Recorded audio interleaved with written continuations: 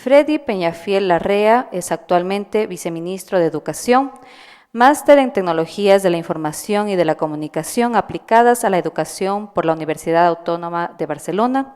Tiene un diplomado en Educomunicación por la Universidad Politécnica Salesiana, licenciado en Comunicación Social, especialización en Investigación de la Comunicación por la Universidad Central del Ecuador. Escritor y poeta con varios libros publicados y antologado en diversos países. Profesor de literatura del Colegio Menor San Francisco de Quito por 10 años y del Colegio Henry Becquerel por 10 años. Profesor universitario en la Universidad Politécnica Salesiana, Universidad SEC y Universidad Católica.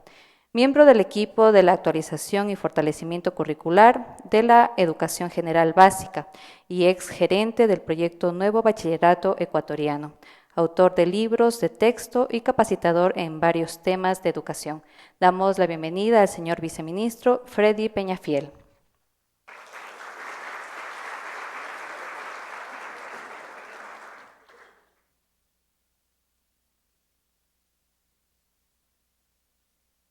Muy buenos días. Muchas gracias a la universidad por la invitación, al señor rector. Cuando el señor rector regresaba a ver y decía que hablaba de los políticos, yo regresé a ver también porque yo en la mesa lo que veía era profesores. Y cuando me veía también como profesor. Ahora como un profesor grandotote, pero como profesor, porque eso es lo que soy. Solamente cumplo una tarea burocrática no sé por qué, pero esencialmente soy profesor. Como es evidente, esta pequeña charla, este pequeño conversatorio era sobre el uso de tecnologías y evidentemente la tecnología no estaba funcionando. No se preocupen que en el de teatro no va a funcionar. Ah, perfecto.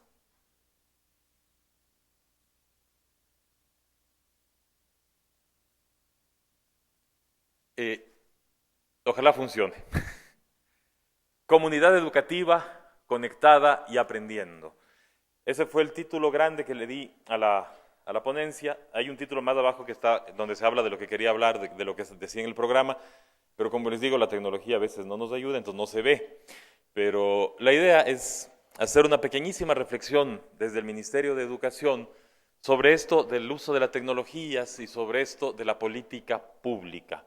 Le comentaba a la señora vicerrectora cuando llegué, que muchas veces nosotros como profesores, como docentes, como los responsables directos de que las cosas sucedan en la cancha, en el territorio, de que se cambien vidas, de que nuestros alumnos nos deben grabado para siempre en su alma, no sabemos qué pasa con la política pública, no sabemos quiénes son esos misteriosos monstruos que se reúnen secretamente las noches para cambiarnos el currículo, que cuando ya tenemos todo listo, pasan 5 años, ya logramos aprender por fin las benditas destrezas con criterio de desempeño y nos cambian el currículo. Es gente perversa que se reúne las noches a media luz, porque no prendemos las luces completas de la oficina para darle un poco de misterio, y nos reunimos para pensar cómo hacer la vida imposible a los docentes. Y le decía a la señora vicerrectora que yo lo que les iba a contar es que es absolutamente cierto. En realidad nos reunimos en salas oscuras, gente así como uno, extraños, y pensamos cómo agobiar a todos.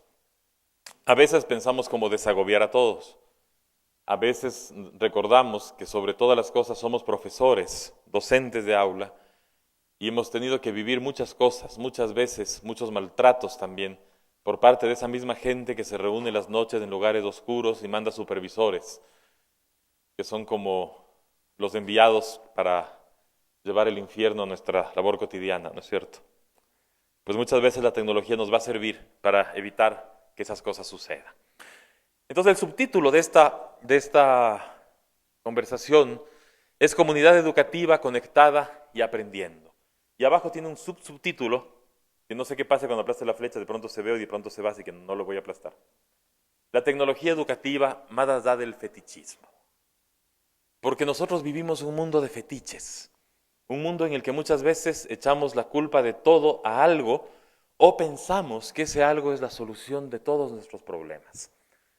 Hace unos 10 años, 15 años, se decía que para resolver todos los problemas de calidad de la educación en el mundo, había que meter computadoras en las aulas. Claro, tenemos computadoras, tenemos pizarras digitales, tenemos hologramas que hablan solitos y nos repiten las asignaturas, y tenemos tablas periódicas que uno aplasta el botón del sodio y le cae sal.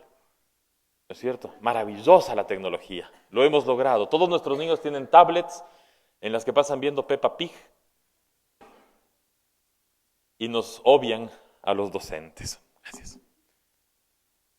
Ese fetiche, yo quería solamente contarles qué es eso, que es un fetiche. Que la tecnología está muy bien. Sí, está muy bien. Cuando hay tecnología está muy bien. Cuando funciona está mejor todavía. Pero cuando hay alguien que media entre esa tecnología y el estudiante, es maravilloso. Y ese alguien somos nosotros, los profes. Cuando yo estudié en la escuela, no había computadoras, no había pantallas digitales, no había ni siquiera marcadores de tiza líquida, que eso ya es una cosa de la modernidad. Había esas maravillosas tizas de polvo que ocasionaba que los nerds que nos sentábamos en la primera fila tengamos asma, porque nos caía el polvo todo el tiempo en la nariz. Pues por suerte crecí y me mandaron a la última fila, no por vago, sino por grande. Y claro, ya en la última fila uno se hace vago, ya que es cuestión geográfica. Sin embargo, esa mediación, ¿no es cierto? Y las cosas que uno aprende en el aula, sin necesidad de más tecnología que una tiza, que de todas formas, si pensamos en cómo llegó la tiza a ser lo que es, también hay mucha tecnología educativa detrás de la tiza, pero hace que hagamos cosas ahora, que logremos, que hayamos aprendido cosas y que muchos de nuestros profes estén viviendo en nuestra alma, sin necesidad de haber tenido perfil de Facebook, ni haber tenido Twitter. Yo recuerdo siempre cuando hablo con profes nuevos a mi profesora de primer grado, señorita Graciela de Tobar. El primer problema era que era señorita de Tobar. Esa parte ya me ocasionó un problema en el futuro. Señora de Tobar o señorita, pero no señorita de Tobar, pero así era. Y me enseñó lo más importante que he podido aprender en mi vida. Me enseñó a leer. Y no tenía tecnología en el aula, no había computadoras, había el Nacho lee, Nacho escribe, Nacho dibuja, Nacho tortura, pero quien vive en mi alma no es la computadora, no es el reloj calculadora Casio, que eso sí había, sino la señorita Graciela de Tobar. Porque además en los profesores, y eso nos pasa, y eso es una ventaja, y es un chisme, sobre todo para quienes son o somos un poco vanidosos. Los profesores vivimos siempre en el alma de nuestros alumnos y nos recuerdan tal como estuvimos cuando éramos sus profes. Mi profesora se jubiló ya hace algunos años, pero yo la veo en la calle y es exactamente igual que cuando era mi profesora. Eso le pasa a tú, me dice, Freddy, no has cambiado nada. Digo, claro, yo tenía pelo y no tenía canas. O sea, algo se ha cambiado, pero uno vive en el alma de sus estudiantes sin necesidad de tecnología. De pronto con la tecnología es más complicado porque en el Facebook ya se ve la evolución. Entonces, desde el Ministerio de Educación queremos plantear ciertas cosas. Hablar primero de una comunidad educativa. Hemos vivido algunos procesos en los que la comunidad se ha ido perdiendo. Se ha ido perdiendo la comunidad educativa. Los padres de familia se han ido alejando de la educación pública. Antes, hace 7 años, la educación pública era pagada. Entonces el padre de familia pagaba unos $25 de cooperación, entre comillas, voluntaria, y pensaba que ese era su aporte al colegio, y a veces iba a ver cómo estaba el colegio porque le costaba, ¿no es cierto?, porque tenía que pagar. Injusto para quienes no podían pagar, injusto para las familias que tenían que escoger cuál de los niños iba a estudiar y cuáles no, porque no alcanzaba para llevar a 5 o 6 niños a clases. Sin embargo, eso alejó un poquito a los padres de familia. Nos ven ahora las escuelas como depositorios de chicos en los que llegan, lo dejan el primer día de educación inicial y pasan a recoger el producto final en bachillerato. A veces vienen cuando el profesor le puso malas notas al guagua, cuando el profesor hizo que el niño pierda el año, cuando el profesor hizo que el niño, el profesor hizo que el niño, el profesor hizo que el niño, ¿no es cierto? Porque somos súper malos. Y además, los profesores hacen algo que ni siquiera los odontólogos pueden hacer. Les cogemos el diente a los estudiantes. Nunca supe cómo se hacía eso, pero llegaban los profesores, usted le cogió el diente a mi hijo. Era que me muerda, había que estando ahí. pero no. Entonces, ¿qué queremos con el uso de tecnologías? Reconstruir esta comunidad educativa, reconstruir este tejido social que necesitamos que funcione con todas las instancias juntas. Porque si no, la educación no sirve, si no, la educación es una mentira. Vamos a ver si funciona esto. No, no funcionó. Avances y retos en el sistema educativo. Vamos a hablar de 4 cosas. La parte de abajo a la derecha, no le hagan caso, se fue la N. Sí me di cuenta cuando estaba ya bajando esto, pero no funcionaba bien el internet y no podía corregirlo. Así que no es tecnología, es tecnología. 4 cosas. Tecnología para aprender, primero y fundamental, porque para eso estamos. Tecnología para la calidad del sistema educativo, tecnología para definir la calidad y para trabajar por la calidad, ya vamos a ver qué es la calidad. Tecnología para garantizar la cobertura del sistema educativo, porque el Ministerio de Educación es responsable de que el derecho a la educación se cumpla, de que la cobertura sea universal, de que todos y todas tengan posibilidades de estudiar, y a veces la tecnología nos ayuda a que eso suceda. Y tecnología para gestionar, porque el Ministerio de Educación también es responsable de la gestión pública en educación. Nosotros estamos trabajando una propuesta de plan decenal de educación, del plan decenal que va a regir al país del 2015 al 2026, y nuestra propuesta tiene estos 3 ejes: la calidad, la cobertura y la gestión del sistema educativo. Vamos a ver entonces. Primero, una revisión chiquitita de la historia, ¿no es cierto? ¿Cómo ingresa la tecnología en el aula? Sócrates enseñaba bajo un árbol y solamente hablaba. Sus estudiantes, sus aprendices, solamente escuchaban. Y así se iba construyendo el aprendizaje. En Grecia, los grandes discursos no requerían PowerPoint, no requerían Prezi, requerían gente que escuche y gente que hable. Luego empezamos a trabajar un poquito con la pizarra, con darle un contenido, un dibujito a lo que decíamos, porque muchas veces muchos de nosotros no aprendemos por lo que vemos escrito, sino por lo que vemos dibujado, y los profesores nos dibujaban las cosas.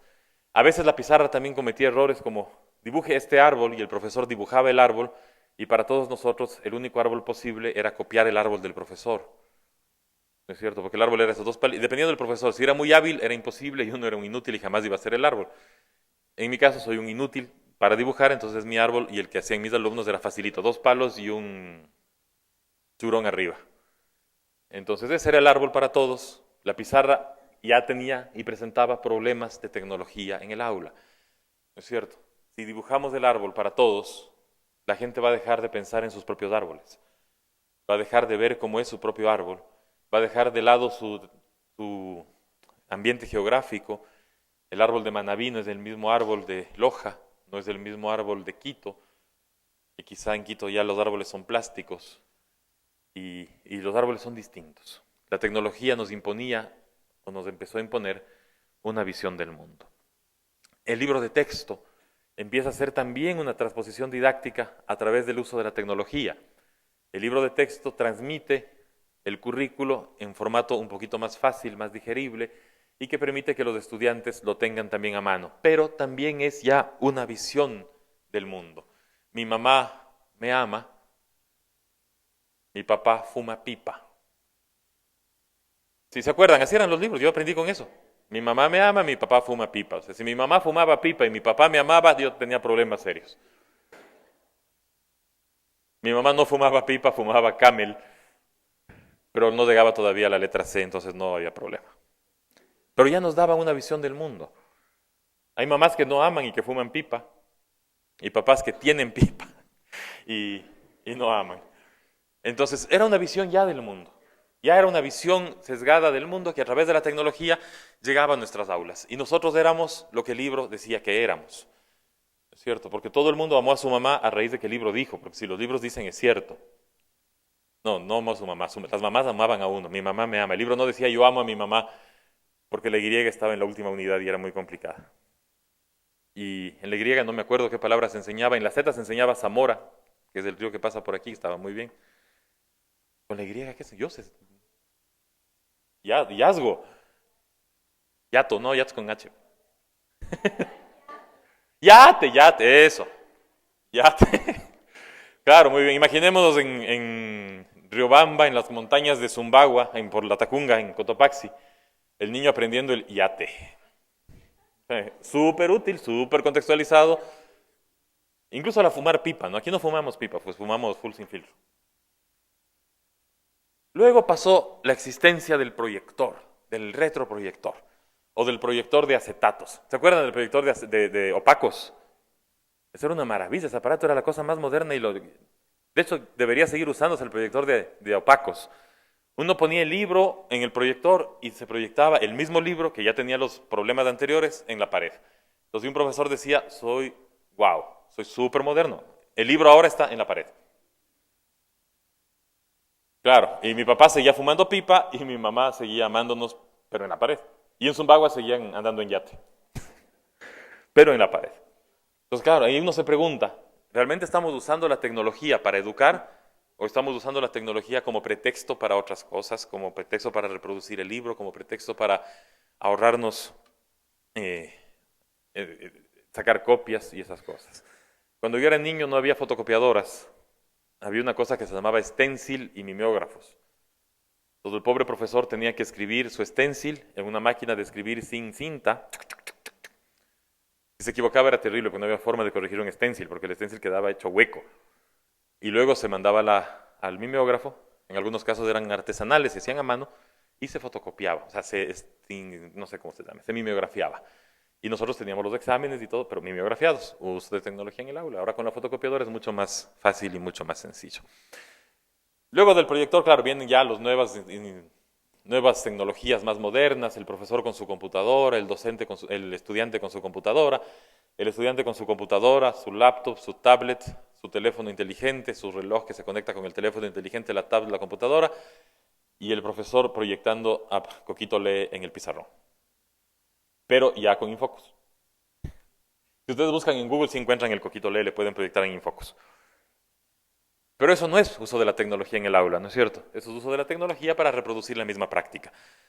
Y quizá la última línea es la más importante. ¿Cuál es el papel del docente en todo esto? ¿Cuál es el papel de ustedes, colegas? ¿Cuál es el papel de nosotros en esta construcción distinta del mundo de cuando éramos jóvenes? Cuando uno era joven le mandaban a hacer un deber y tenía que ir a un lugar súper misterioso que se llamaba biblioteca y encontrar una cosa que eran unos libros igualitos todos, del mismo color, del mismo tamaño, que se llamaban enciclopedias. Si ustedes les preguntan ahora a los estudiantes de colegio y de escuela, ¿qué es una enciclopedia? No, pues, ¿qué también será? ¿Qué es una biblioteca? Es el lugar donde le mandan castigado. Eso sí conoce. Yo como era un niño vago, desocupado y nerd, ¿se acuerdan que yo estaba en la primera fila, pero por el problema me mandaron a la última? En las vacaciones me leía las enciclopedias. Entonces me leía la enciclopedia, me leía el diccionario Sopena. Así era la marca del diccionario, no era Sopena de nada más. Y me aprendí un montón de palabras que después iba a la escuela y no me entendía nadie. Ni el profesor me entendía. Por eso decidí hacerme profesor para vengarme. Entonces, queridos amigos, queridas amigas, queridos colegas, la reflexión va sobre el uso de la tecnología en el aula, pero sobre lo más importante de la tecnología en el aula, la tecnología humana, nosotros. El ser humano es lo más importante que podemos meter como tecnología en el aula. Un buen profesor puede enseñarte con una tiza, puede enseñarte debajo de un árbol, o puede enseñarte con la última computadora usando Prezi, con hologramas, con talleres virtuales, con laboratorios virtuales, cortando ranitas que no existen en la realidad, sino que están todas en el internet y uno puede cortar una rana virtual y sacarle los estómagos virtuales y que se chorree un poco de sangre virtual para enseñar a nuestros estudiantes cómo debe ser la vida virtual. Pero depende de nosotros. Vamos a ver qué pasa con la siguiente. A veces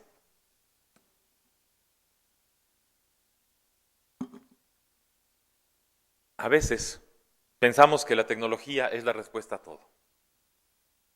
Y en varios países se ha usado la tecnología como respuesta a todo. La primera línea dice OLPC, One Laptop Per Child, o sea, una computadora para cada niño. En varios países se trabajó con esto. El señor Negroponte, un señor norteamericano, diseñó computadoras muy baratas que podían llegar a cada niño, a cada joven del mundo, tenerlos en su aula y poder empezar a aprender de manera distinta, decía él, y a construir conocimientos de manera distinta. Lastimosamente, el tiempo ha pasado, se ha evaluado los aprendizajes de los niños que usaron las computadoras que tuvieron una computadora en cada aula y de niños que no tuvieron la computadora, sino un cuaderno, un lápiz y un esfero, y los resultados de aprendizaje no variaron en nada. Lo único que variaron, por supuesto, era que el niño que tenía la computadora sabía usar la computadora, pero en matemáticas, en lengua, en geografía y demás, no hubo ningún cambio significativo de aprendizajes.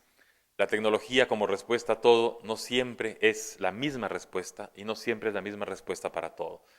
Igual, el uso de proyectores en el aula nos da una respuesta, sí, nos facilita muchas cosas, sin duda que sí, pero quien no tiene una buena mediación entre lo que se proyecta y lo que el niño aprende, no logra aprender nada. El Ministerio de Educación lleva una investigación con el BID, con el Banco Interamericano de Desarrollo, desde hace 5 años. Es la investigación más importante que se está haciendo en el mundo de la educación, porque hemos logrado seguir durante 5 años a la misma cohorte de estudiantes. Estamos siguiendo a los mismos niños desde hace 5 años para medir sus aprendizajes, medir qué cosas van influyendo en sus aprendizajes, medir cómo empiezan a cerrarse las brechas. Es una investigación que se llama Cerrando Brechas, que partía de una hipótesis. La hipótesis es algo muy conocido por todos. La hipótesis dice que el único factor que logra cerrar brechas de aprendizaje entre niños de quintiles muy pobres, con padres y madres que no terminaron la escuela, y niños que tienen padres y madres que terminaron la escuela, la universidad y de quintiles menos pobres, es el maestro. Hemos hecho el seguimiento de los niños durante 5 años, hemos evaluado a los maestros, hemos evaluado a los niños en varias cosas, en las 4 asignaturas fundamentales, también en función ejecutiva, es decir, la posibilidad de tomar decisiones. Y resulta que lo único que varía, que logra que se cambie el proceso de aprendizaje, que se cambien los aprendizajes de los niños y se cambie su desarrollo, es el papel del docente. La tecnología está bien cuando existe, pero sin tecnología, un buen profesor puede hacer que las brechas se cierren de manera alarmante. Es decir, un niño que tiene los peores escenarios posibles, un niño que viene de una familia disfuncional, mamá soltera, mamá que no terminó ni siquiera la escuela, casi analfabeta, puede cerrar en un año con un profesor excelente, con un profesor que tiene los mejores resultados en las evaluaciones, en las observaciones de clase, en las filmaciones, puede cerrar en un año hasta 2 grados de la brecha que separa a los niños que tuvieron otro tipo de oportunidades, a los niños que tienen una familia con papás que terminaron la escuela, terminaron el colegio y tienen mejores condiciones económicas. No es una mentira. El papel del docente es fundamental en cerrar esas brechas de aprendizaje. Esto se lo dice y está muy bien, pero tenemos pruebas.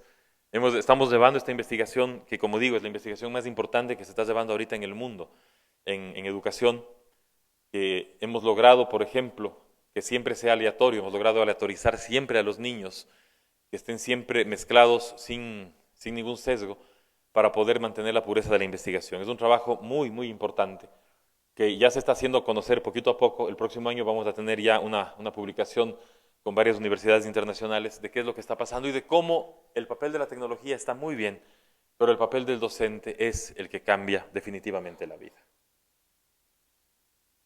Y aquí venimos a una propuesta que yo quiero hacerles a ustedes que son docentes o van a ser docentes o se están graduando de docentes y van a trabajar como docentes.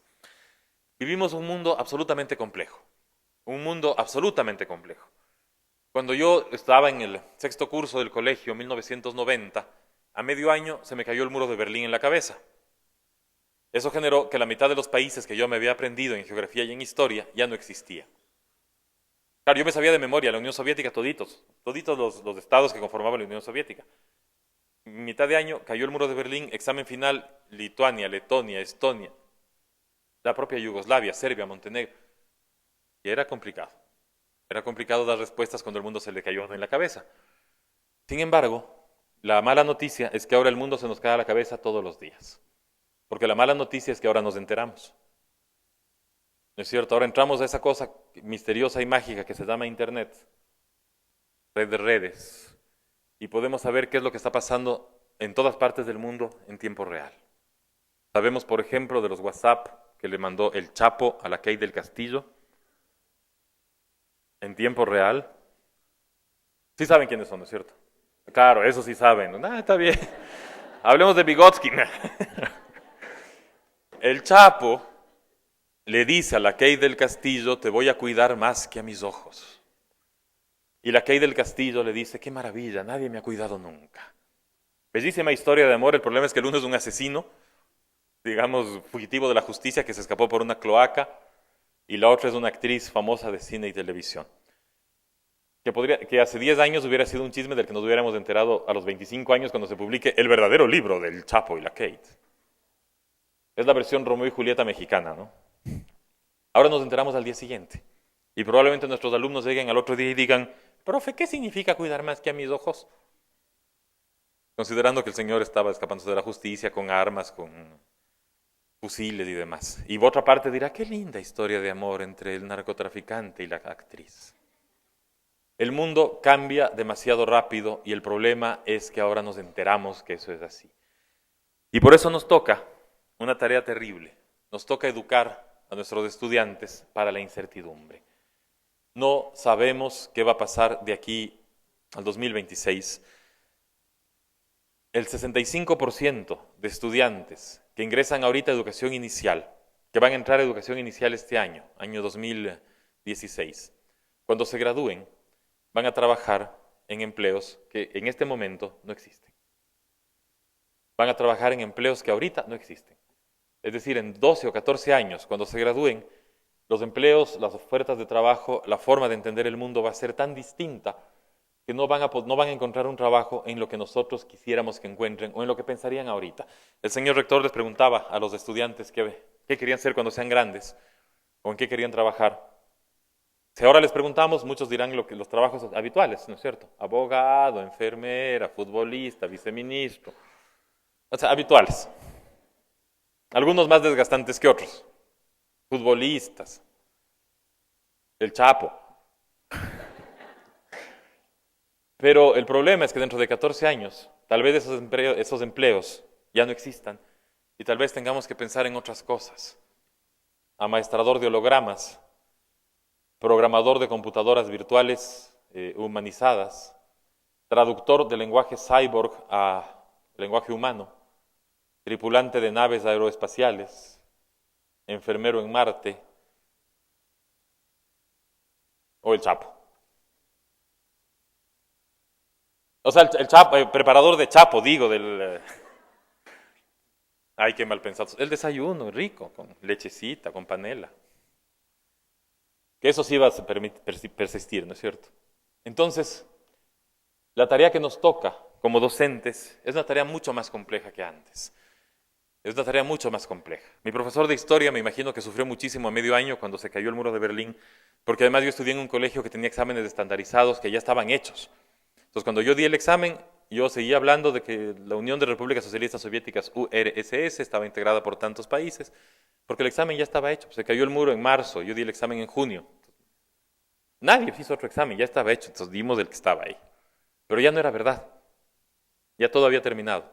Ya ese lado del mundo se había caído, la cortina de hierro tenía un agujero por el que entró Pink Floyd y David Bowie, que se murió, sí supieron, ¿no es cierto? Están en todas. Están en todas. No, Vygotsky ya hablamos. Educar para la incertidumbre es entonces nuestra tarea. Educar para niños, a ver, hace, ¿cuánto será? 1992. Yo estaba estudiando en la universidad y llegó un amigo mío, un escritor, Marco Antonio Rodríguez, escritor, narrador, y me dijo, Freddy, acabo de leer en un libro que hay una cosa en Europa que se llama cibercafés. Yo le decía, ¿y eso qué es? Hay computadoras, la gente entra y habla en tiempo real con gente de otras partes de Europa. Y yo, wow.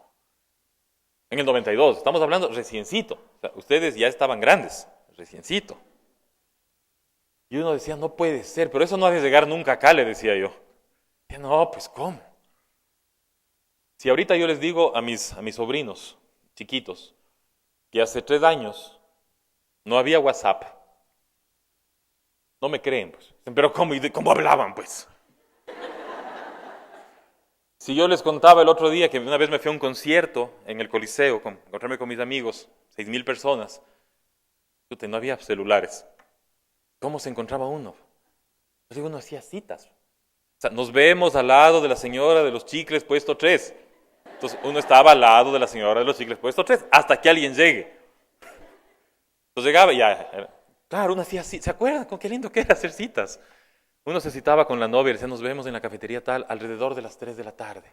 ¡Uy, qué lindo a las 3 de la tarde! No, ahora, ¿dónde estás? Acá, ya estoy llegando, ya bájate el bus, ya llegué, ya, ese soy yo, el de azul, el de azul. Y lo más terrible, esto ya no tiene que ver con la presentación, pero ya me acordé. Cuando uno tenía que llamar a la casa de la novia por teléfono. Eso era ser valiente, pues. Nuestros alumnos jamás van a entender lo que es la valentía. 4, 5, 4, 0, tan, tan. Y contestaba la mamá. Buenas tardes, señora, está Juanita. ¿De parte de quién? De un amigo. Entonces la mamá gritaba, ya te llamo otra vez ese que no tiene nombre. Pero era peor, porque yo ya intenté, una vez di el nombre, no me pasaron. Claro, eso era valentía, ¿no es cierto? Y no es mucho tiempo, son unos poquitos años. Ahora los guaguas conquistan por WhatsApp, ustedes también me imagino conquistan por WhatsApp, ¿cierto? Mandan WhatsApp 3 de la mañana, no hay ningún problema, nadie se entera, no suena el teléfono, no despertamos al papá, la mamá, la abuelita. WhatsApp en el cuarto, ¿qué fue? ¿Cómo estás? Bien, asómate a la ventana. Salta, vivo en el piso 14, idiota, ay, perdón, me equivoqué. Ya bueno. Necesitamos educar a nuestros niños para esa incertidumbre, para no saber qué va a pasar, para no saber cómo esas redes sociales pueden desaparecer mañana. ¿Cierto? WhatsApp usaba todo el mundo hasta que se cayó WhatsApp, entonces la gente empezó a usar Telegram, que es primo hermano del WhatsApp, pero no sé qué libre, no sé qué historias. Después usan otro, Viber, después usan Line, después usan Dios sabe qué. Y ahora contarles que una cosa que me enteré de una conferencia que se dio en esta universidad hace 2 días por parte de un amigo mío y la estuve siguiendo por Twitter, que la red social más utilizada ahorita por todo el mundo es el Snapchat. ¿Sí? Una red social que tiene la facultad de que las cosas que uno publica desaparecen. Uno manda la foto y dice, tomando café en Loja. Manda la foto y la programa para que se pueda ver solamente durante 3 horas.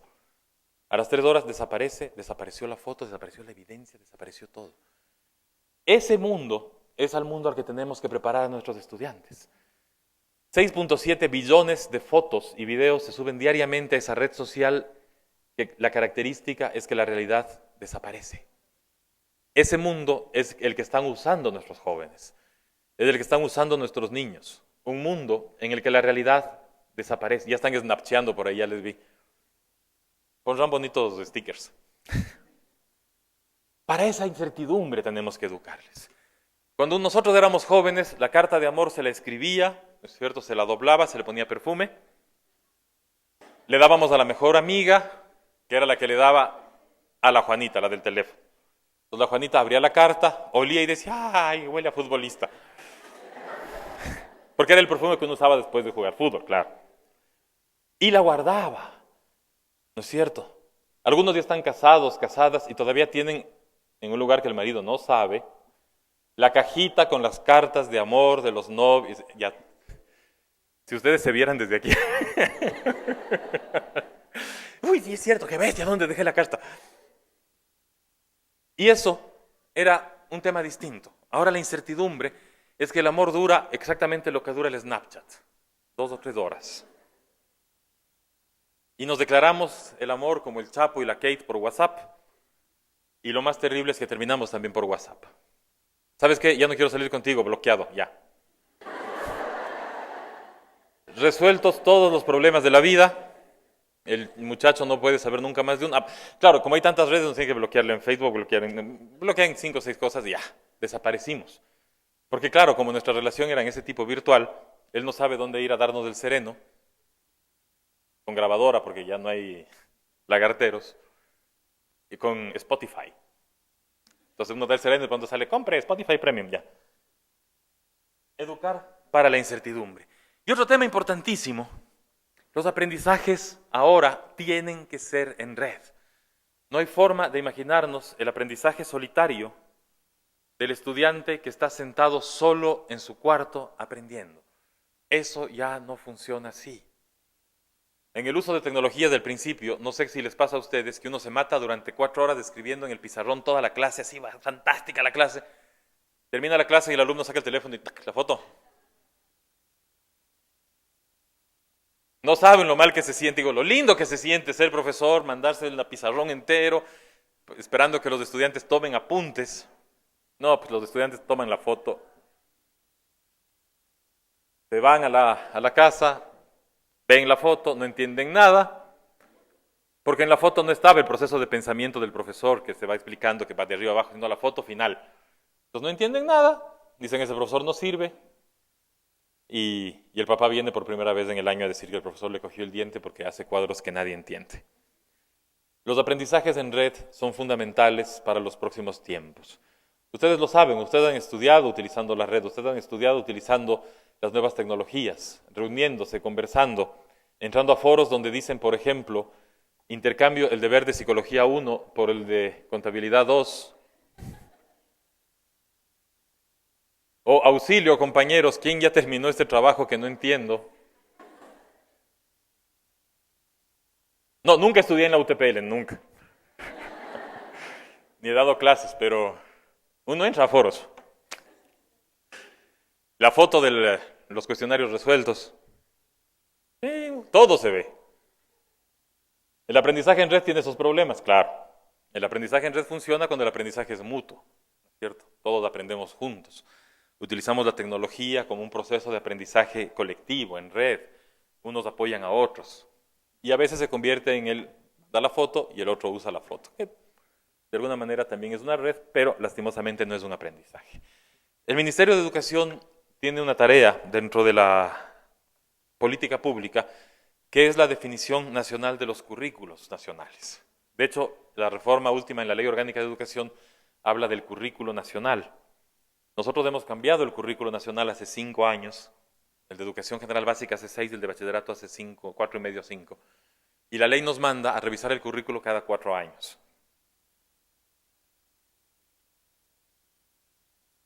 Precisamente hemos revisado el currículo, hemos hecho un proceso de más de 2 años de revisión curricular y hemos definido un nuevo perfil del bachiller en el Ecuador. Un perfil del bachiller que lo hemos dividido en tres líneas. Queremos que los bachilleres ecuatorianos, y cuando digo bachilleres me refiero al producto final, es decir, a todos los niños desde educación inicial, sean en primer lugar innovadores. Porque la única forma de sobrevivir a la incertidumbre es siendo innovador, es buscando respuestas diferentes a problemas que la vida cotidiana nos presenta con una celeridad que no tenemos una idea. Necesitamos que nuestros estudiantes aprendan a vencer el miedo al error y aprendan a innovar. El error en educación casi es lo mejor que nos puede pasar. El mejor lugar del mundo para equivocarnos es la escuela. Porque uno en la escuela está para aprender, uno puede equivocarse, el profesor le corrige, le indica cómo mejorar y uno mejora el aprendizaje. Cometer errores después de la escuela es mucho más complicado. Puede ocasionar matrimonios o que le boten a uno de la casa, o que le boten del trabajo o que le boten del viceministerio.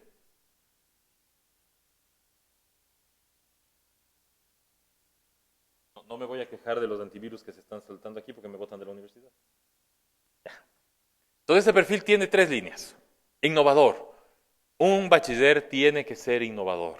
Un bachiller tiene que aprender dentro de todas las asignaturas a buscar respuestas que todavía no existen, a problemas que probablemente todavía no existan. De pronto el seguir diseccionando una rana tenga que cambiarse a hacer disecciones virtuales, por ejemplo, porque nuestros estudiantes ahora tienen una concepción de respeto a la vida un poquito distinta de la que teníamos nosotros. Para nosotros era normal diseccionar una rana. Uno iba al mercado, compraba la rana o el ratón, lo diseccionaba. Nuestros alumnos ahora los tienen de mascotas. Yo organicé una marcha con mis estudiantes hace muchos años. Claro, hace 20 años, yo era 23 años, un poco más joven, tenía la edad de mis estudiantes y tenía un alumno Hare Krishna. Entonces él me pidió permiso para hacer una manifestación en el colegio contra la disección de los animales y no solo le dimos permiso, sino que la encabezamos. Entonces íbamos nosotros, el de tomate atrás y las ranas atrás nuestro. Salvamos las ranas. Salvamos las ranas. Estudiantes diferentes pueden hacer cosas diferentes. Un estudiante ecuatoriano al salir de su bachillerato tiene que ser innovador. Un estudiante ecuatoriano al salir de su bachillerato tiene que trabajar por la equidad, tiene que trabajar por una sociedad que dé oportunidades a todos y en el que no tengamos más límites que nosotros mismos, como dijo el señor rector al empezar esta sesión, en el que no podamos poner como límite el que la sociedad me ha negado la oportunidad o el que la educación pública en el Ecuador sea pagada, por ejemplo. La educación pública es gratuita y los únicos límites que debemos tener para conseguir la equidad debemos ser nosotros mismos. Tiene que ser innovador, tiene que buscar la equidad, tiene que buscar la justicia y tiene que buscar la solidaridad. Necesitamos diseñar a través de nuestros jóvenes una sociedad menos individualista, porque quizá ese sea el problema del siglo XXI. Cuando hablamos de aprendizaje en redes, hablamos de que debemos dejar de lado el individualismo. Ahora los estudiantes lloran, sufren, se desesperan no por la injusticia del mundo, no por las ranas que están muriendo, sino porque su teléfono celular suyo y personal no es el de último modelo todavía. Es del que salió hace 2 meses y medio. Esos jóvenes son con quienes debemos trabajar. Debemos trabajar para que ellos piensen siempre un poquito más allá de en sí mismos y piensen un poquito más allá de su metro cuadrado. La solidaridad, la justicia, la equidad. Jóvenes que trabajen lo que siempre se acusa de que el sistema educativo no trabaja, que son los valores. Y yo siempre respondo, si el sistema educativo no trabajara valores, lo bien que lo hace, tendríamos muchísimos más chapos y tendríamos muchísimos más muertos. El sistema educativo y los docentes trabajan valores de manera extraordinaria, porque cambian vidas, porque con el ejemplo cambiamos vidas. Y es por eso que cuando me invitaron a conversar con ustedes, esta invitación surgió en un seminario de la Universidad Nacional de Educación hace 4 meses. Y yo dije, por supuesto, voy a estar ahí. Hemos hecho malabares para poder estar. Anoche dormimos 1 hora y media nada más porque llegar de Quito acá contempla salir 4 de la mañana. Y llegué a las 2 a la casa. Venía de Manabí, no venía de fiesta. Pero cuando me invitaron a trabajar con quienes están graduando de docentes, quienes ya ejercen la docencia en muchos casos, dije, por supuesto, pues hay que hacer cualquier esfuerzo para compartir con ustedes, porque ustedes tienen una responsabilidad enorme, enorme. El señor rector hablaba de esa vocación de ser docente. El Ministerio de Educación lanzó una campaña que se llamaba Ser docente, ser maestro, la profesión de las profesiones. Un abogado puede sacarte de la cárcel, un maestro puede hacer que nunca conozcas una cárcel. Nosotros cambiamos vidas y eso es lo que muchas veces no nos damos cuenta y necesitamos que la sociedad se vuelva a dar cuenta de eso. En los pueblos, las autoridades máximas eran el cura, la autoridad religiosa, el teniente político, autoridad civil, y el profesor, autoridad moral, científica, educativa y demás. ¿Quién era el consejero matrimonial? El profe. Claro, porque el cura decía que no hagan, entonces el profe decía, bueno, sí, pero... Y el teniente político divorciaba. Cuando teníamos problemas con nuestros guaguas, ¿dónde vamos? Donde el profe. Cuando nuestros estudiantes tienen problemas, ¿dónde van? Donde el profe. Cuando uno sale del colegio y se encuentra un alumno que le dice, oiga, profe, no sea malo, me terminó mi novia por WhatsApp.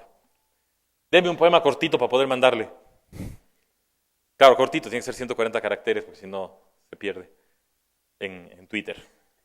Entonces uno le da el poema chiquito y el alumno le termina invitando a la salchipapa. Si resulta que volvió con la novia, es combo, con cola. Al perderte yo a ti, tú y yo hemos perdido, porque tú podrías amar a otras. No, a ver, al perderte yo a ti, tú y yo hemos perdido, porque a ti te amarán con... No, ya me olvidé. Pero de nosotros dos tú pierdes más que yo, porque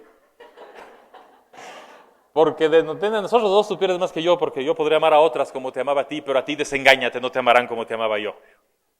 Ernesto Cardenal, poeta nicaragüense y sacerdote. Escribió antes de ser sacerdote. Entonces la idea es volver a ser esa autoridad moral, esa autoridad que permita a nuestros jóvenes construir la solidaridad, la justicia, la equidad, ser innovadores. Tenemos en nuestras manos la responsabilidad de vivir en el alma de nuestros estudiantes. Tenemos la responsabilidad de que el cambio, cualquier cambio que se dé en este país, pasa necesariamente por las manos de nuestros maestros. Cuando tenemos alguna duda, cuando tenemos algún problema, muchas veces pensamos en qué haría el maestro tal, qué haría mi profe tal que me enseñó estas cosas, qué haría mi profesor de matemáticas, qué haría mi profesor de literatura. Y muchas veces pensamos en eso, y la idea es que nuestros alumnos piensen en eso pensándonos como unos docentes que buscamos la equidad, la justicia, la solidaridad. Y para eso necesitamos la construcción de estas comunidades educativas. Y nosotros pensamos y creemos que el uso de la tecnología es un muy buen pretexto para construir comunidades educativas. El Ministerio de Educación ha lanzado un portal que se llama Educar Ecuador, que es un portal que pretende ser el nexo de todos los miembros de la comunidad educativa. Por lo pronto, el portal es el nexo de docentes, con padres de familia y con alumnos por el pase de notas, por ejemplo. En el régimen Costa ya estamos subiendo todas las notas al portal. Todavía no las notas día a día. El objetivo es llegar a subir las notas día a día para evitarnos tener que pasar en el cuaderno y después llegar a fin de mes, pasar en el otro, y después pasar en el otro, y conseguir la calculadora, sacar promedios y subir. Que todo se pase directamente en el portal y que los padres de familia tengan acceso también. A ver qué está pasando con sus niños de manera inmediata. Ya es un muy buen pretexto de comunicación. Los padres de familia van a recibir claves además para poder, por ejemplo, chatear con el profesor.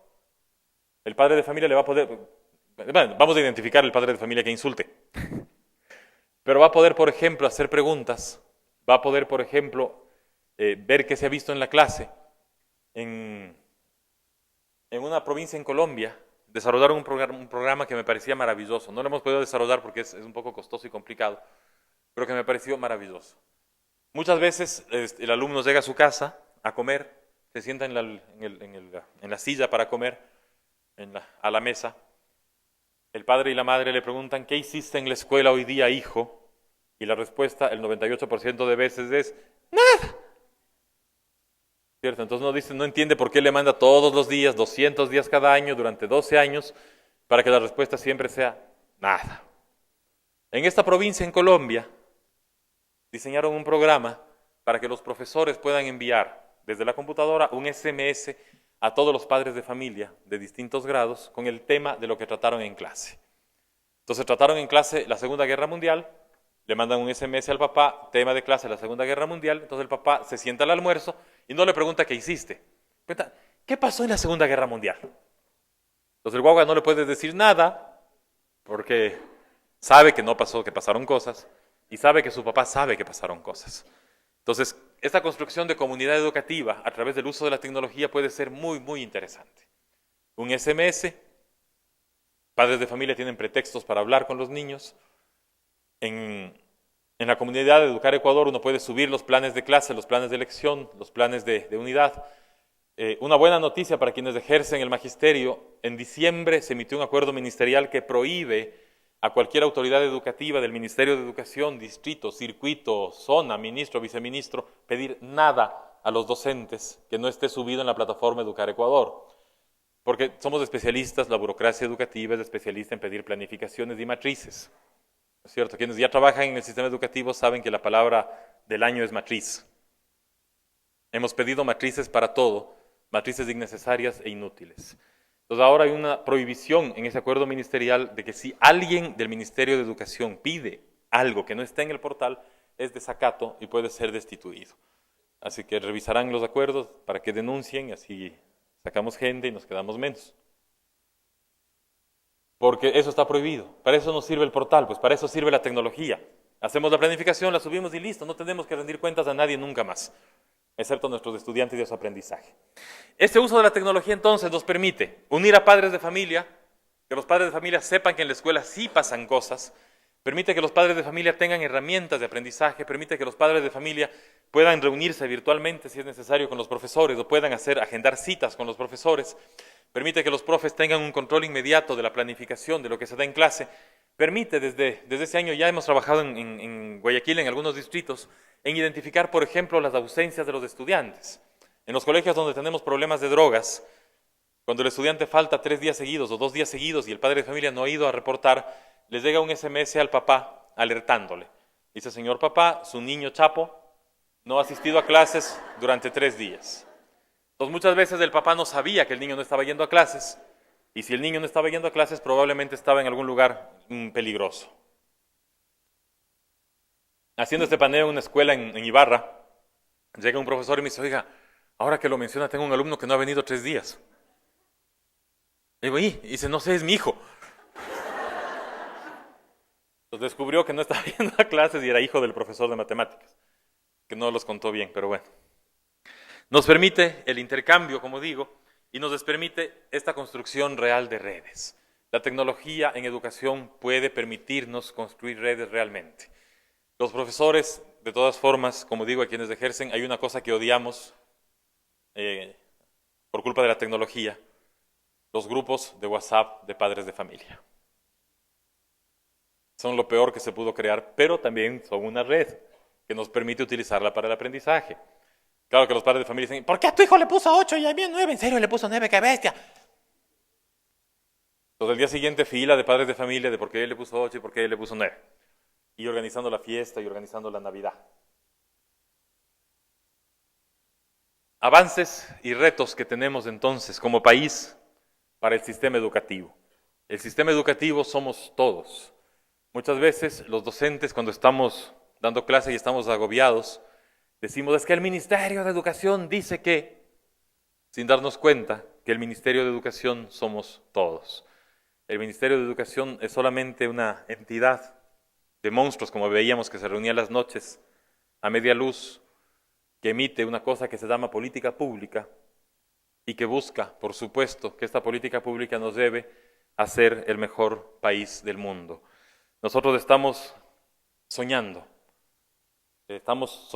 porque somos educadores y el educador tiene como característica fundamental el sueño. Si nosotros no soñáramos que nuestros estudiantes pueden aprender, si nosotros no soñáramos que el estudiante que entra con problemas de aprendizaje o problemas de conducta puede al finalizar el año lectivo o al finalizar el ciclo ser el mejor estudiante, no deberíamos ser docentes. Nuestro trabajo es el trabajo de ser soñadores, de ser diseñadores, de diseñar el futuro sobre la base de los sueños. Un profesor es capaz de ver a un niño que no sabe leer y escribir en segundo grado de básica o en tercer grado de básica y estar seguro que trabajando con confianza, con amor, con entrega y con empeño, puede aprender a leer, puede aprender literatura, puede no olvidarse los poemas de Ernesto Cardenal en público, puede aprenderse los números, puede aprender a pensar, puede resolver problemas, puede aprender a vivir en la incertidumbre, puede aprender a ser innovador, a ser respetuoso, puede aprender a vivir con los valores que esa sociedad exige. Nosotros como docentes tenemos la tarea de soñar y tenemos la tarea de que esos sueños se conviertan en realidad. Yo soy profesor, como digo, 20 años y piquito, y cuando un alumno mío llega y me dice, vea Freddy, escribí este poema, o escribí este cuento, o publiqué este libro, no saben cómo el corazón se hace chiquitito, chiquitito, y uno se acuerda del guagua que ahora ya publica libros, cuando tenía 10 años, cuando lo único que le interesaba era el fútbol, y cuando uno le dio el Principito, y él dijo, wow, eso me gusta. Y ahora publica libros, y es un escritor, y escribe mejor que el profesor. El corazón se hace chiquitito y uno dice, sí, valió la pena soñar, valió la pena escoger esta profesión. Porque claro, cuando uno es niño, el papá le dice, hazte ingeniero, hazte abogado, eso sí rinde. Porque a los profes no nos rinde lo económico. Toca buscar trabajos de viceministro y esas cosas.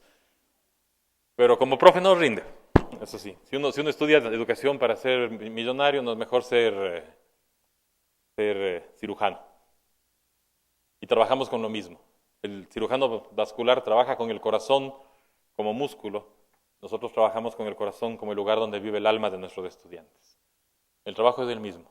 Nos pagan menos, pero créanme que nosotros cambiamos vidas muchísimo más que el que cura los músculos. Esa era una reflexión chiquitita que quería hacer con ustedes el día de hoy. Agradecer a la universidad por haberme invitado. No tengo la más remota idea de qué hora es, ni de si ya me pasé en el tiempo o no. Bueno, no sé, igual ya qué vamos a hacer. Si ya me pasé, disculpen, y si no me he pasado todavía, pues disculpen también. Así mismo es. Cuando uno es profesor, tiene un reloj grandotote ahí en el aula que le dice, ya, te falta tanto. Aquí no ha habido, entonces, ni modo. Solamente agradecer a la universidad por la invitación y agradecerles a ustedes, colegas, agradecerles a ustedes por haber tomado el riesgo de trabajar en la profesión de las profesiones. Ser docente va más allá de una profesión. Ayer estaba en Manabí hablando con una reunión de 2.400 profesores y ellos decían, sí, pero es que nosotros queremos trabajar menos horas, no sé qué historias. Entonces yo les decía, pero el problema es que ustedes no saben, fue un secreto. El profesor no trabaja 8 horas, el profesor no trabaja 6 horas, el profesor no trabaja 10 horas, el profesor trabaja 24 horas. ¿No es cierto? Un dentista, suena el timbre, 4:30 es del 10, ¿no? 4:30, ya tiene que irse a la casa, cierra la boca del paciente y se va. ¿Cierto? Ningún dentista se va llevando las caries a la casa. Va a llevar este puente para... No, ahí queda. El arquitecto, 4:30, listo, muchachos, ya vayan a la casa se queda medio construir, todos se van a la casa, el arquitecto se va a hacer lo que hagan los arquitectos después de trabajar, que solo Dios sabe. Un abogado, ya se acabó el juicio, muy bien, cierra, guarda en el cajón la Constitución, las 8.800 leyes de la República, y se va a hacer lo que hagan los abogados. Un profesor suena el timbre, recoge los cuadernos, recoge la planificación, los libros para seguir planificando, va a la casa, se sienta en la mesa del comedor, los guaguas revolotean, la mujer dice, ¡otra vez planificando! Es que mañana tengo una charla sobre avances y retos en el sistema educativo y tengo que decir algo que parezca inteligente, entonces, esa es la vida del profesor, 24 horas al día. Si un profesor, me pasó alguna vez, me llamó una mamá a 11:30 de la noche a decirme que su hija andaba en malos pasos con malos amigos, que por Dios yo hable con ella, que a mí sí me creía. Claro, mi mujer casi me lanza por la ventana y dice, ¿vos qué tienes que hablar con esta muchachita? O sea, tiene 15 años y resulta que me ha sabido creer, entonces llamarle. Que no ande en malos pasos. Cuando les llama a la mamá, y me pasó una vez también un caso terrible, una chica que intentó suicidarse, y me llamó la mamá y me dijo, no sea malo, usted es la única persona que sabe, hable con ella porque a usted le cree. Uno sabe que su trabajo no termina nunca, que el trabajo de profesor es una misión que dura todo el tiempo, que dura toda la vida. Y yo les agradezco, como dijo el señor rector, les agradezco en nombre del sistema educativo por haber tomado el reto de arriesgarse a vivir la profesión de las profesiones. Es una profesión que no es fácil. Me imagino cuando ustedes estaban eligiendo en la UTP, les decía derecho, educación, derecho, educación, derecho, un montón de oportunidades, trabajo en juzgados, trabajos en notarías, pueden llegar a ser presidente de cortes, un montón de cosas. Hacen un buen juicio, les caen $10,000, vacancísimo, y ganan. Educador, trabajar 24 horas al día, sueldo estable, fijo, no hay bonos extras, no nos dan un bono porque, ven, mi alumno sacó un Nobel, toma $1,000. No, sacó el Nobel, el alumno viene y nos sonríe. Y estuvieron en esa disyuntiva y algo en su corazón les hizo aplastar la tecla que debían aplastar. La tecla de la profesión de las profesiones. Así que a nombre de quienes creemos todavía que este Ecuador puede ser distinto, quienes soñamos en la utopía, les agradecemos por ese reto y por integrarse a este batallón, el batallón de soñadores, el batallón de docentes de este país. Porque compañeros, compañeras, colegas, transformar la educación es una misión de vida y es una misión de todos. Muchas gracias.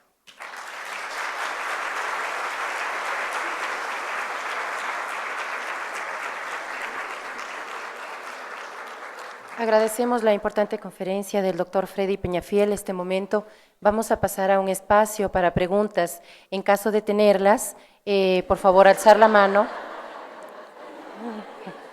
En caso de tenerlas, por favor, alzar la mano.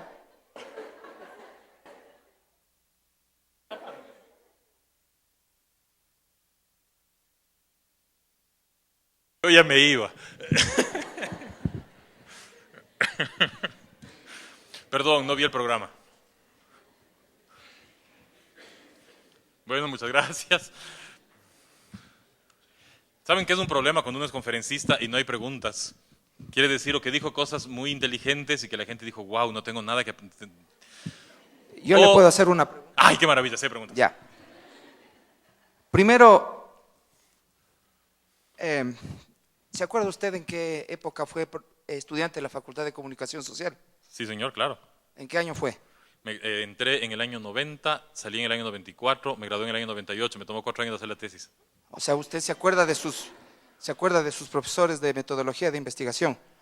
De Pilar Núñez, de Raúl Moncada. Por supuesto, la Pilar Núñez es maestra en mi vida. ¿Y no se acuerda de un man que se llamaba Hernán Quiñones que le daba metodología 2? Chucta, no. Mucho gusto, Freddy Hernán Quiñones. Muchas gracias. La pregunta es porque para que vean que cuando uno, es feo lo que voy a decir, pero quiero que esto lo lleven en la sangre. Cuando uno es un buen maestro, tiene buenos estudiantes.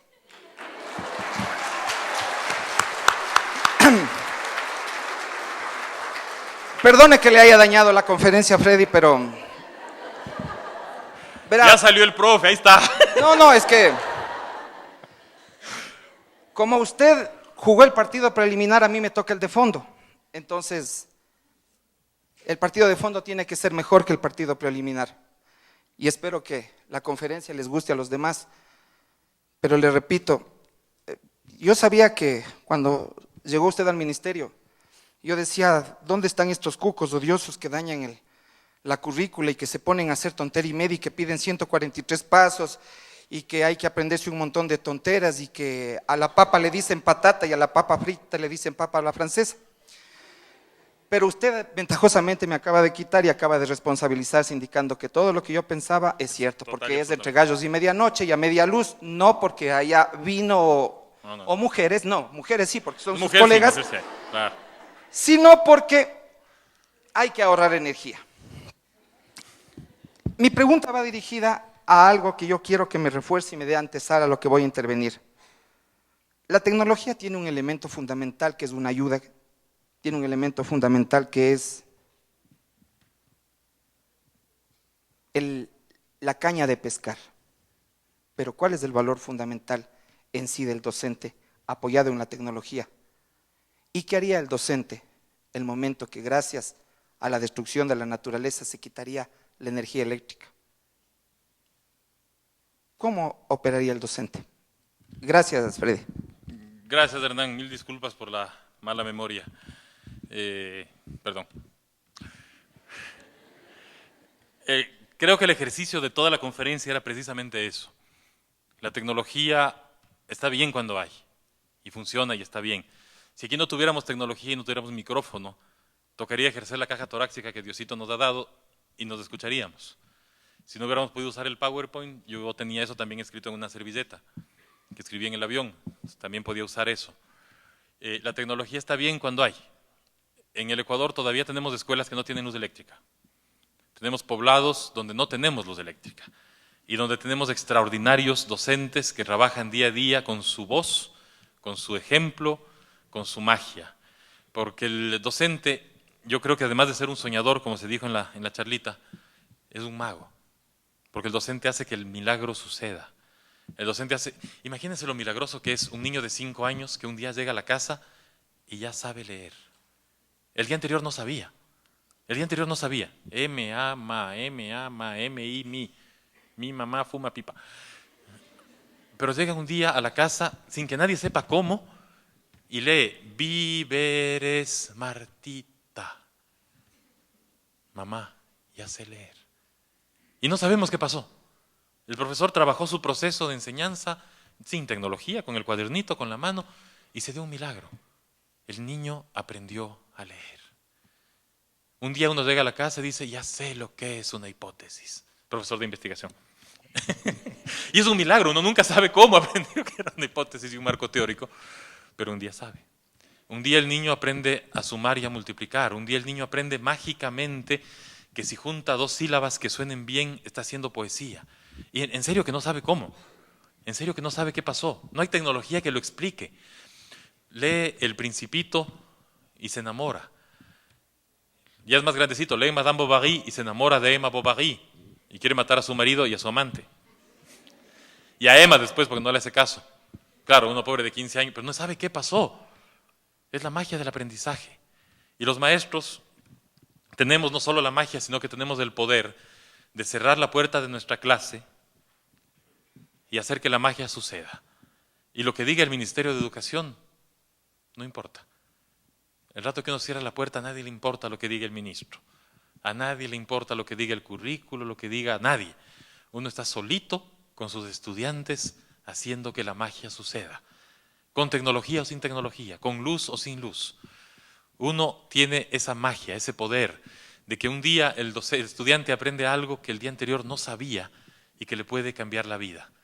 Esos somos nosotros los docentes. No necesitamos de luz eléctrica excepto para no tropezarnos contra el velador de mañana cuando estamos sin zapatos.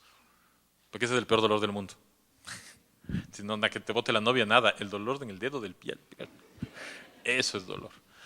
Entonces esa es la respuesta. La tecnología está bien, funciona. Cuando tenemos está maravillosa. Esta aula es una aula espectacular, el sonido es perfecto, la luz es maravillosa.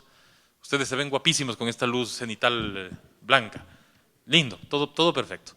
Si no tuviéramos esa tecnología, estuviéramos afuera, bajo los árboles, yo estuviera gritando un poco más, ustedes estuvieran quizá más distraídos, pero lo podríamos hacer, funcionaría. La tecnología es un pretexto. Quien hace la magia educativa son ustedes, son los profes. Somos nosotros los docentes al cerrar nuestra puerta. Cuando digo este ejemplo de cerrar la puerta me dicen, claro, o sea que usted del Ministerio de Educación no establece que debemos trabajar también en el patio. Entonces corrijo, no cerramos la puerta, sino que también podemos sacar a los alumnos bajo el árbol, al patio, al río, y ahí sucede la magia, siempre y cuando los alumnos no nos empujen al río.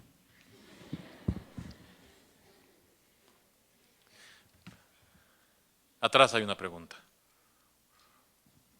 La tecnología ayuda a que llegue el micrófono. Inalámbrico. ¿Se imaginan hace 10 años una cosa que digas no tiene alambre? Wow.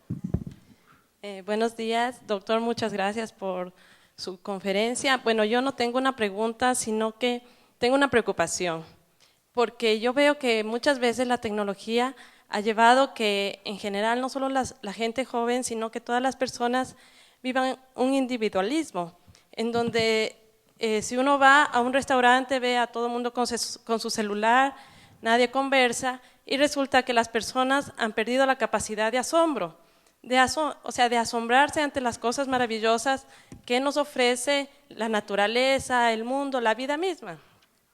Entonces, a un niño, el ejemplo que usted ponía de un árbol, el niño muchas veces no es que tiene la experiencia de yo me asombro del árbol bonito que veo en el parque, sino el que yo lo veo a través de una pantalla. Entonces yo creo que eso es algo que tenemos que considerar, que debemos devolver a las personas, especialmente, bueno, a la gente que estamos formando, que uno tiene que asombrarse desde las cosas más sencillas que nos ofrece la vida. Entonces un poco yo solamente quería que que complete lo que estoy diciendo. Gracias. Muchas gracias. Esa era la segunda conferencia, la parte 2. Cuando termine la maestría, venimos a hablar. Se llama Educar para la Era del Asombro. ¿Qué es lo que pasa? Vivimos una época de soledades. Pensamos que no, pero estamos más solos que nunca. Porque pensamos que tenemos amigos, cuando lo que tenemos es un grupo de WhatsApp en el que alguien comenta otra cosa, mandan una foto, sonríen y dice que bacán, tengo 357 amigos. Y uno en el día de su cumpleaños recibe 600 felicitaciones por Facebook y uno dice, wow, tengo 600 amigos. En realidad los amigos verdaderos son 2. El resto es porque les avisó el Facebook. O cuando uno tiene seguidores en Twitter, seguidores en redes sociales, que nos van reemplazando la realidad real. Y la tarea de nosotros como docentes es esa, es descubrir y enseñar a nuestros chicos que la realidad real existe, que la realidad real está en una mano que se da, en un abrazo que se da, en una sonrisa vista frente a frente. Cuando uno va de paseo a algún lugar lindísimo, se asombra porque todos los turistas están recogiendo el lugar lindísimo en el teléfono y tomando fotos bellas. Y cuando uno nos lleva la cámara o está solamente viendo, le dicen, ¿y qué estás haciendo? Y dicen, aquí disfrutando el momento, viviendo este bosque. Pero te lo llevas en el teléfono y lo puedes vivir muchas veces. No, no, no. El bosque lo vivo una sola vez esta. El otro es la foto del bosque que puedo ver en internet, porque además todo el mundo toma las mismas fotos. Si uno va a Pisa, a Italia, el ejercicio más que ver la torre que está inclinada hundiéndose, es tratar de ver la torre que está inclinada hundiéndose sin japoneses. Porque hay 300 millones de japoneses, todos en esta posición, están dando la foto sosteniendo la torre. Entonces uno trata de tomar la foto sin japoneses, ese es el reto. O de japoneses sin o de tomarles desde el ángulo en el que se ven todos ridículos, porque están así todos y nadie sostiene nada, evidentemente. Porque la vida está más allá de las redes sociales. Tenemos que estar interconectados usando las redes, pero tenemos que estar interconectados en la vida real también, y ese es el reto. Y por eso, desde el ministerio, muchas veces cuando nos dicen que vayamos a conversar con gente, preferimos muchas veces estar con gentes reales, en la vida real, en el aula real, Ayer estuve en 2 conferencias en 2 distritos en Manabí, conversando con profes de verdad y diciéndoles cosas como estas. Como no nos olvidemos que somos profes de verdad, que tenemos seres humanos de verdad a quienes nos debemos. Y es cierto, la tecnología puede deshumanizarnos. En el restaurante, bueno, cuando uno va al restaurante y están todos en el teléfono porque ha habido wifi en ese restaurante. Lo peor es en la fiesta de Navidad, cuando está la abuelita sentada en la mesa y todos los nietos con el teléfono mandando fotos de, wow, el pavo que hizo mi abueli, pero no le paran bola ni a la abuela ni al pavo, sino a la foto y a los amiguis de las redes sociales que van a sentirse conmocionados de que ese pavo sea más rico que el mío. Pero el pavo está ahí, la abuela está ahí. Y uno no conversa con la abuela porque está tomando la foto del mejor ángulo, la selfie con la abuela, para mandar a las redes sociales de que todos vean qué bestia, cómo ama a su abuela. Cuando en realidad no habló con la abuela, solo la puso de fondo para la foto de su mejor selfie. Qué sociedad tan complicada que tenemos que vivir. Ya me estoy deprimiendo. Pero tengo una ventaja. El optimismo nace de conocer profesores, docentes, que somos los responsables de que esto cambie. Somos los dueños de que esto llegue a mejor puerto, de que con tecnología, sin tecnología, con estas redes sociales, nuestros alumnos aprendan a ser las mejores personas que puedan, lleguen a ejercer los mejores derechos que puedan ejercer y a cumplir de la mejor manera con sus obligaciones. Y gracias a la tecnología hoy día llegamos, porque vinimos en avión. Imagínense, si no teníamos avión no hubiéramos llegado, estuviéramos todavía en Payatanga, creo. Otra pregunta. Estoy tuiteando la conferencia. Doctor, primeramente agradeciéndole muy esclarecedora su presentación. Estoy realmente ávido de seguir su trayectoria académica, sus trabajos. Mi pregunta es acerca de que indiscutiblemente la tecnología nos facilita mucho nuestra labor como docentes. Llámese los formularios de Google para evaluar tareas, Moodle para llevar cursos virtuales, blogs donde se lleve registro de nuestro quehacer diario en las aulas. Pero ¿hasta qué punto es exigible, por sobre todo a los padres de familia, el acceso al Internet de los estudiantes? Siempre ese se hace algo dificultoso. O sea, el estudiante dice, yo no tengo Internet en mis hogares. El padre de familia dice, no tengo los recursos para poner. ¿Qué alternativas habría a este tipo de situación? Muchas gracias. Nosotros tratamos de dar respuesta desde el Estado. Tenemos laboratorios de Internet instalados en nuestras unidades educativas, no en el 100%. La idea era llegar a tener el 100% de las unidades educativas con más de 500 alumnos con laboratorios de computación en el año 2015. Como ustedes saben, se desplomó el precio del petróleo y algunas computadoras se quedaron, no compramos, no hubo plata. Pero la idea es tener en las escuelas de esto. El Mintel también ha desarrollado muchos infocentros y es dar la oportunidad. El Internet es una oportunidad, no es imprescindible usarlo. No es imprescindible que lo tengan. Funciona. Si tenemos cómo funcionar, pues está bien. Si no tenemos cómo funcionar, pues podemos sobrevivir sin él. Solo una reflexión nomás que decía, voy a seguir su trayectoria, va a estar en problemas porque yo soy poeta. Entonces lo que va a encontrar son poemas de amor. Lo de viceministro es una fachada. Hay otra pregunta atrás.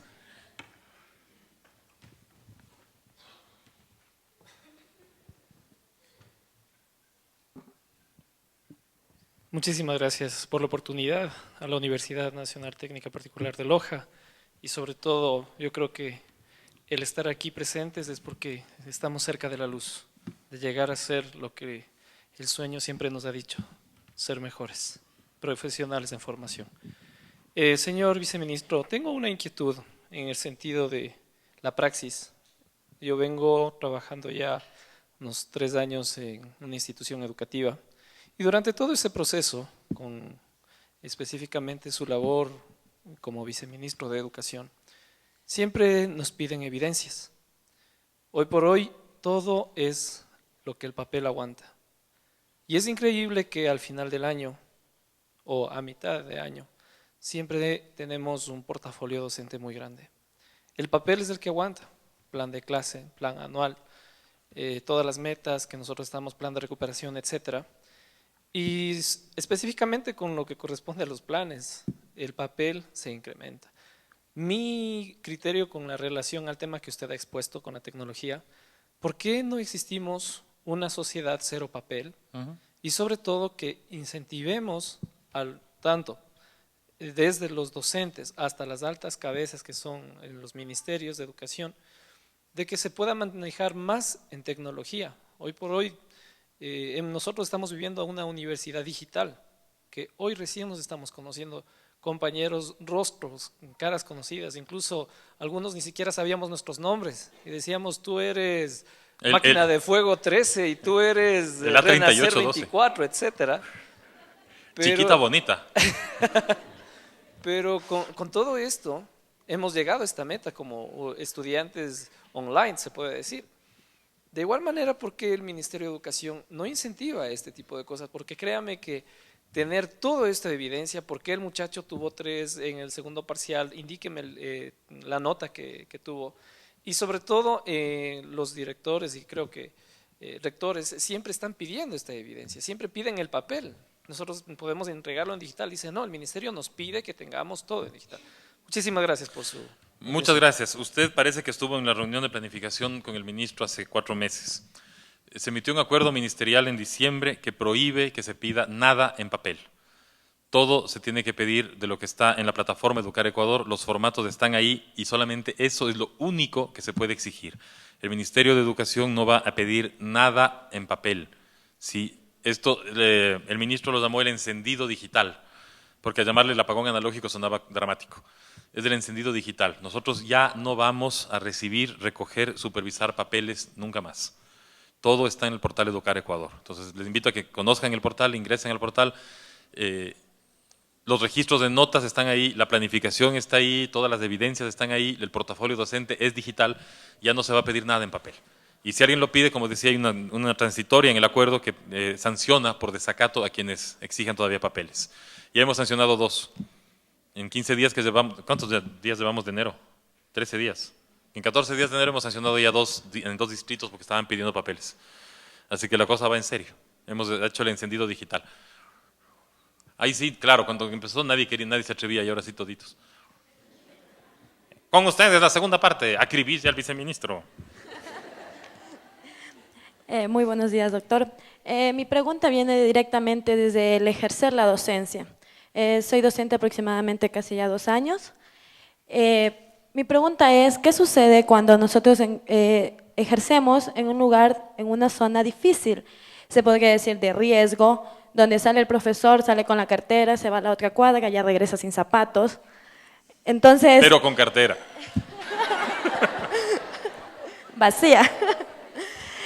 Entonces, ¿qué sucede cuando tenemos a estudiantes que la zona es una zona donde hay drogadicción, donde sales a la esquina, ves a jóvenes ahí haciendo cosas indebidas y el estudiante no asiste a clases? No asiste, se llama al padre de familia, ya no es ese número, se llama al tío, yo no vivo con él. Entonces el vicerrector dice, a ver, usted tiene que visitar la casa, usted tiene que ir y tomarle la fotografía para que pueda usted decir que el estudiante no ha obtenido la calificación mínima, pero si no viene, se envía correos, o sea, ya es peligroso ir. En ese momento, ¿qué se puede hacer? ¿Qué hacemos como docentes? ¿Qué nos dicen? Entonces póngale la nota. Si no quiere irse a la casa. ¿Qué hacemos en ese momento? ¿Qué podemos hacer como docentes para recuperar a aquel estudiante? ¿Otra manera? Muchas gracias. Como dije, empezó la jornada de acribilla al viceministro. La respuesta es no sé. Es decir, no puedo tener una respuesta específica para casos específicos porque no los conozco. Sin embargo, nosotros diseñamos política pública que determina, por ejemplo, un fortalecimiento de los departamentos de consejería estudiantil para los colegios públicos, todavía no a todos. Este año vamos a barrer con el 100% de colegios con más de 500 estudiantes con departamentos de consejería estudiantil, que le hemos dado un giro, porque antes los departamentos de psicología en los colegios se llamaban DOBES, Departamento de Orientación y Bienestar Estudiantil, y tenía orientadores, ¿no es cierto?, que nos servían para escoger qué especialización de bachillerato vamos a tener. Ahora ya no tenemos especializaciones de bachillerato y las realidades sociales son mucho más complejas. Entonces los departamentos de consejería ahora tienen psicólogos, trabajadores sociales, psicólogos clínicos, para tratar de dar respuestas distintas a este tipo de problemáticas. Además, estamos trabajando un proceso de seguridad interna y externa de planteles educativos, que también es muy importante. En algunos casos con policía, lastimosamente. Nos encantaría no tener que recurrir a la represión en casos educativos, pero hay algunos problemas de droga y de microtráfico que son bastante más complejos de lo que podemos resolver como docentes y como psicólogos. Entonces estamos acudiendo también a un trabajo preventivo y a un trabajo represivo. Represivo de reprimir el problema, no de reprimir a la persona, ¿no? Y de ver siempre el bien común. Entonces no tengo una respuesta específica, no sé cuáles sean los casos, pero la política pública la hacemos pensando en general. Si quieres después conversamos y vemos qué se me ocurre. Yo soy un esclavo de la Universidad Técnica Particular de Loja el día de hoy hasta mediodía. Bueno, le agradecemos muchísimo al señor viceministro por su excelente participación en la conferencia, que creo que a todos nos ha traído un momento de reflexión en este campo de, como él bien lo dijo, de la profesión, de las profesiones. Así que reiteramos nuestro especial agradecimiento por su presencia y a todos ustedes también por la participación. A continuación vamos a seguir con las actividades planificadas, por favor, y en este momento vamos a servirnos un refrigerio en la parte exterior del auditorio, ¿sí?